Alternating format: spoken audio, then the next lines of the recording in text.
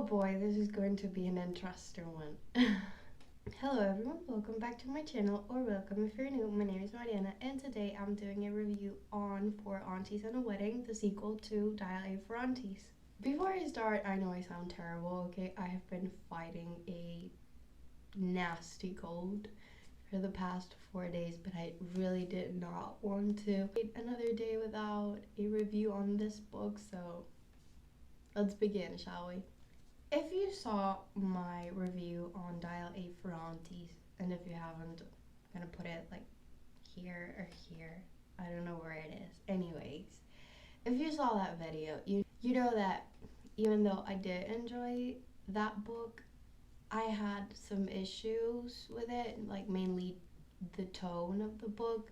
It felt weird towards the end. It felt like, you had this very, not serious, but let's say grounded book, and it kind of turned a bit ridiculous towards the end. And I believe I said in that video, I'm going to expect a lot of this ridiculous energy for the second one because something told me that that was going to happen, and that I was, like going in without any knowledge of what was going to happen. I did not read the description at all. I just knew, there's going to be a wedding and that's it. And let me tell you, my predictions were pretty much spot on. This book is a trip, okay? I am not exaggerating. Anything crazy that you could imagine that was going to happen in that book happened, okay? I am going to try and not spoil anything, but let me tell you, mafia infiltrating the wedding, the usual wedding chaos, illicit substances, wink wink, kidnappings, crazy people, awkward family dynamics. Any point in this book, if you were to think, no, this is not going to get crazy, well, let me tell you, it will. And by the end of the book, I felt like I had whiplash, okay?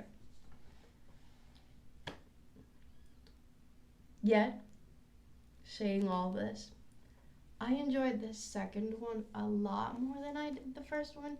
And I believe it's because I got into the book with that mindset of I am not expecting this social commentary or this masterpiece about immigrant families and their struggles to acclimate to a new country. No, I was just waiting for a nice comedy, and that's precisely what I got.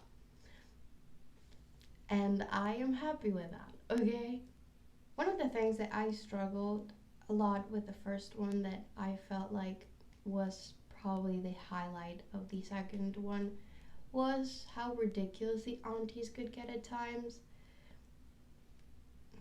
I mean, the first one, Meddy kind of, unalived. I'm not gonna say the K word. Unalived someone, and they did not bat an eye. So, I mean, you can expect a lot of craziness from them. And yet, on the second one, they have gone off the rails. But I mean, on like, maybe the first 4 chapters, it's very innocent, They learn to speak British so they can, impress Nathan's British family, and they go all the way with their wedding dresses and their fascinators and everything. It's just all very innocent. It's very them.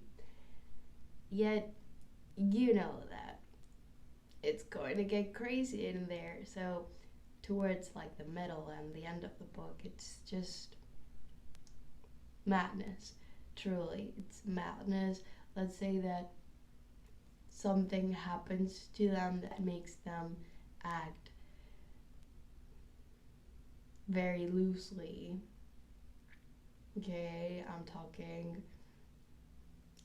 illicit substances. That's the term I'm going to use. Illicit substances get into their systems and they are really funny. So, like, taking into considerations that, yeah, they are kind of cartoonish, I managed to really enjoy how crazy they were and how dynamic they were. And I feel like maybe their antics being completely amped up for this second book is kind of a, I don't want to say a plot device, but I feel like that helped Meddy a lot in feeling like she completely accepts her family, which is something that happens towards the end of the book. And it felt like really realistic in the sense of sometimes, especially when we're like teenagers, yes, granted, Meddy is like, I don't know, 25, 26. When we're teenagers, we feel a bit embarrassed of our aunts and uncles and our parents and our grandparents and the things that they do and they say and what they wear and everything.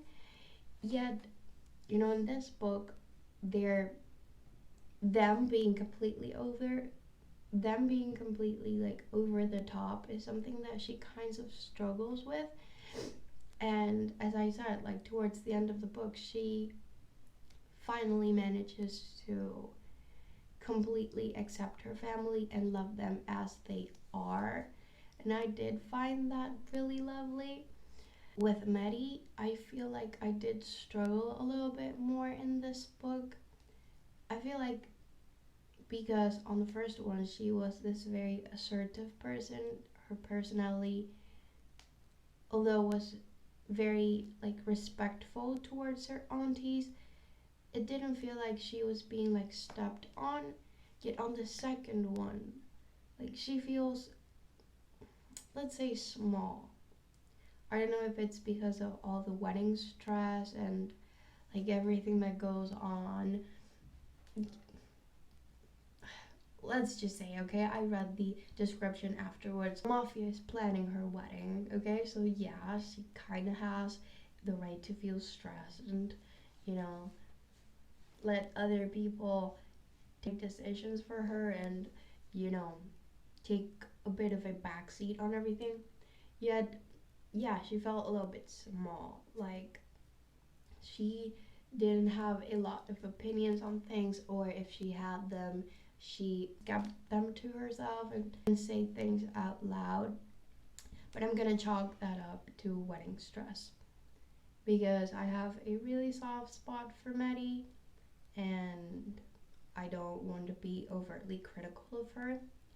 Nathan was lovely, as usual. I felt a little bit bad for him because, like, I put myself in his shoes. Imagine being on your wedding day and seeing your spouse for, like, I don't know, like 5 minutes, and the whole 5 minutes they're being entirely suspicious. Yeah, I felt kind of bad for him, and he's just a lovely character, very comprehensive, and just overall, like, the perfect guy. And plot wise, like, I just don't want to give anything away. It's just crazy shenanigans just on her wedding, not on some other people's wedding, just on her and Nathan's wedding. So you have the added stress of her trying to have, the perfect wedding and, it's hers.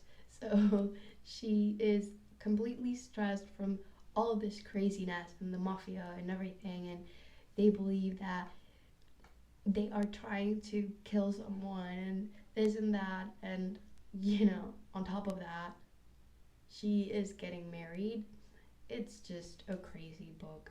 And honestly, if you're trying to find a nice little fun book, a nice short and easy read, just a pick me up, I believe that this is a perfect book for it. As I said, you do have to be on the mindset that this is simply that, a feel good book. You are not going to feel like your life has been changed after reading it, or this crazy social commentary or anything. It's just a nice little fun book. It's not really romance, it's not really a mystery. It's simply a nice comedy with a crazy family and a very realistic protagonist. So, yes, I don't want to make this long because I know that my voice is being really, really annoying today. So, those were my thoughts on For Aunties and a Wedding and, the series overall. I really enjoyed that one, as I said, a lot more than the first one. I believe I would give the first one maybe like 3 stars, and I would give this one a solid 4.5. I mean, it's not really my style, but I didn't find anything wrong with the book. Um, so yeah, if you enjoyed this video, please give it a like, subscribe if you haven't, and if you have read this book or the series, leave that in the comments below. I hope you're having a great one, and I'll see you next time. Bye.